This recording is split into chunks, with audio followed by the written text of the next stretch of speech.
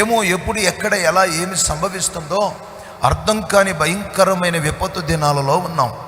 ఇవి చూస్తున్నప్పుడల్లా మనము నేర్చుకోవలసింది ఏంటి అనంటే, ఇదిగో ఆయన చెప్పినట్లుగా అక్కడక్కడ భూకంపాలు, అక్కడక్కడ కరువులు, మనుషుల మీద మనుషులు, రాజ్యాల మీదకి రాజ్యాలు, యుద్ధాలు ఇవన్నీ సంభవిస్తాయి.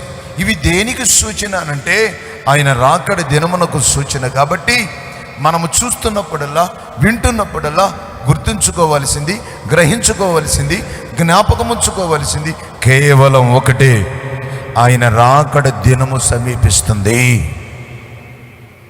ఆ దినములో నువ్వు ఎత్తబడాలి.